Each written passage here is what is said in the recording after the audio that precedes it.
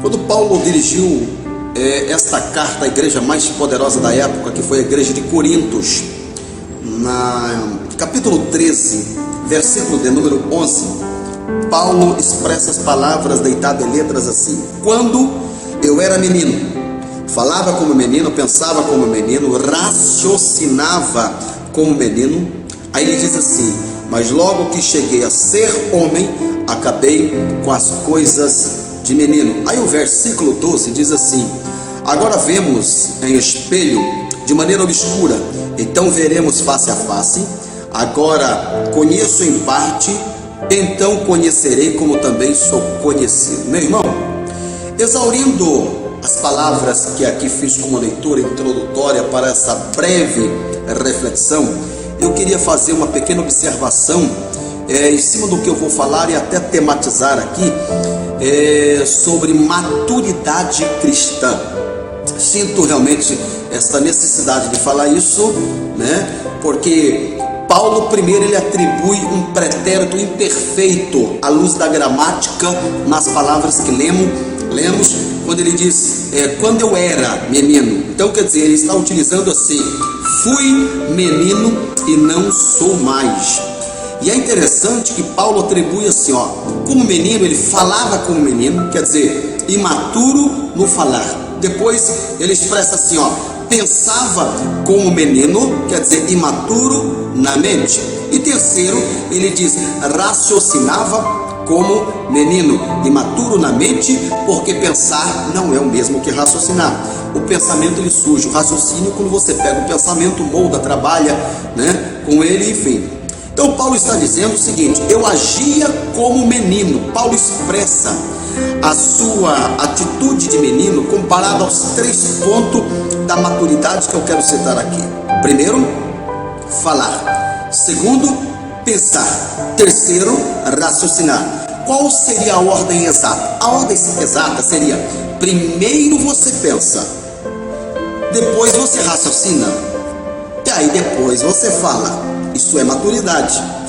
E Paulo está dizendo que o menino não. O menino ele fala para depois pensar o que falou e raciocinar no que saiu da boca. Quer dizer, falando por impulso, mais ou menos assim: ai, não devia falar o que eu falei, agora é tarde. Aí eu vou citar aqui para você, meu amigo, 3 coisas que podem acontecer quando pessoas procedem desta forma. Número 1, são pessoas que machucam as pessoas com as suas palavras, por não pensar o que deveria e o que não deveria ter falado. Aí eu pego carona na Bíblia. Sabe o que diz a Bíblia aqui? Salmos de número 34 e o verso 13 diz assim, guarda a tua língua do mal e os teus lábios de falarem enganosamente. Um segundo erro que pode ocorrer quando pessoas procedem desta forma, meu irmão, pode causar marca no coração daquelas pessoas que ouvem a gente, ou ouvindo algo de nossa boca de forma precipitada. E aí eu vou para um dos livros de Salomão, que escreveu 3, em Provérbios capítulo 13, versículo 3, Salomão diz o seguinte: o que guarda a sua boca preserva a sua alma, mas o que muito abre os seus lábios tem perturbação. Olha o capítulo 21, versículo 23, vou até fazer questão de dar uma lida aqui, que diz assim, o que guarda a sua boca e a sua língua, guarda das angústias sua alma. Parou? Parou nada? Olha o que a Bíblia diz lá em Tiago, no capítulo 1, versículo 26, diz assim, meu irmão, olha aqui, se alguém cuida de ser religioso, primeiro que já é coisa que eu não gosto, eu prefiro mais a espiritualidade do que a religiosidade. Então eu prefiro ser mais espiritual do que religioso. E a Bíblia diz, então para você que cuida aí de ser religioso e não refreia a sua língua, antes engana o seu coração e a sua religião é vã. Vou te dar mais um versículo, olha aqui, primeira epístola de Pedro, capítulo 3, versículo 10, diz assim: pois quem quiser desfrutar a vida e ter dias felizes, refreia a sua língua do mal e os seus lábios não fale engano. E aí eu vou citar para você ainda, tá? Uma terceira coisa que pode acontecer com pessoas que procedem dessa forma de falar precipitadamente, certo? Fala para depois pensar e raciocinar o que acabou falando. Sabe o que acontece quando nós procedemos dessa forma? Estamos cooperando com o diabo para destruir uma pessoa por ouvir de nossa boca algo que o inimigo poderá aproveitar de suas fraquezas para jogar essa pessoa para baixo. Por isso que a Bíblia diz em Provérbios 18 e 21 que a língua, ela tem o poder tanto de abençoar ou de amaldiçoar, porque a morte e a vida está no poder da língua. Então, com esse membro que pesa cerca de 200 gramas, eu tenho poder não só de abençoar, de amaldiçoar da vida ou de matar, mas de ajudar ou atrapalhar, e aí vai, meu irmão. Por isso que é chamado um palito que incendeia um grande bosque na informação bíblica. Então Paulo atribui a questão do pensamento e o raciocínio pelo fato de sermos sabedores que a maturidade ela começa por um processo mental, meu irmão. Por isso que quando Paulo escreveu essa primeira carta à igreja de Coríntios, lá no capítulo 2, versículo 16, deixa eu fazer até questão de dar uma olhada aqui. Ele diz assim, ó: pois quem conheceu a mente do Senhor para que o possa instruir? Aí ele diz assim, ó: mas nós temos a mente de Cristo. Quando ele diz nós temos a mente de Cristo, não há nenhum movimento no seu corpo que não comece por um processo mental. Você já ouviu falar em transplante em várias partes do corpo, hoje inclusive de coração. Onde é que você ouviu falar de transplante de cérebro? Essa caixa cefálica, suas faculdades mentais, esse espaço craniano, meu irmão, tá? O cérebro, que pesa aí quase que 1,4 kg, é único, ele é original. Por isso que você é fruto do que a sua mente diz que você é, e maturidade ela começa através de um processo mental. Uma idade é cronológica, a outra é chamada idade mental e emocional. Por isso que você encontra hoje jovens de 14 anos com mentalidade de gente de 30 anos, e você encontra alguns de 30 com mentalidade de 12, porque não evoluíram na mente. Então quando Paulo diz, quando o menino agia como menino, Paulo está dizendo, sabe o que? Agora que cresci, deixei as coisas de menino. Paulo está dizendo, quando menino eu não tinha experiência como tenho hoje. Por isso que quando você pega Paulo escrevendo a primeira carta dele ao seu filho na fé, Timóteo, no capítulo 3, você vai vendo ali no versículo 6, a questão da consagração eclesiástica. Paulo não aceita essa consagração para os neófitos. Por quê? Porque quando a gente fala a questão do neófito, o neófito, por ser novo na fé, não tem experiência e é imaturo. Ninguém deixa, meu irmão, de ser menino do dia para a noite. Então geralmente o neófito, ele é menino pelo fato do pouco tempo que ele tem de fé. É por isso que quando Paulo escreve a segunda carta dele ao seu filho na fé, Timóteo, a segunda carta no capítulo 2, versículo 15, ele diz assim, ó: procura apresentar-te a Deus aprovado, como obreiro que não tem que se envergonhar, que maneja bem a palavra da verdade. Olha, meu irmão, isso significa que, conforme Tiago 1,12, que a Bíblia diz, bem-aventurado o homem que suporta a provação, porque depois de ser provado, ele receberá a coroa da vida que o Senhor prometeu aos que o amam. Deus aprova ou reprova, mas prova a quem Ele ama, porque prova é o momento onde Deus está moldando, discipulando, para deixarmos de ser menino e sermos o que? Homens. Sermos o que? Aprovado. E cristão aprovado não é medido pela inteligência que ele tem.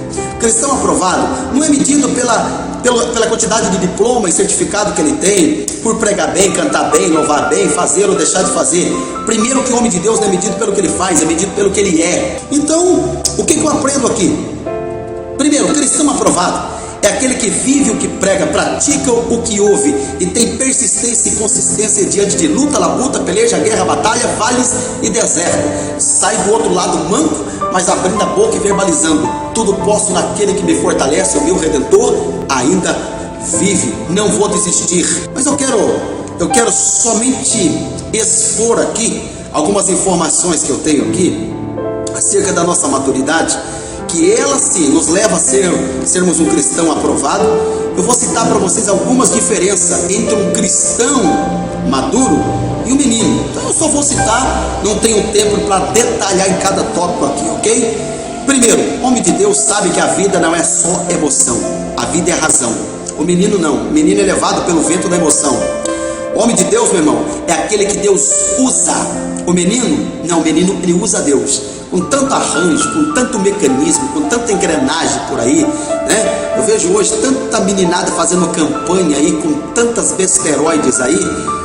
Meu irmão, a gente está precisando ver, o homem de Deus ser usado por Deus como Ele quer nos usar. O homem de Deus é fiel nos dízimos e na oferta, por ser mandamento bíblico. Menino não é dizimista e nem dá oferta por achar que está engordando o bolso de pastor.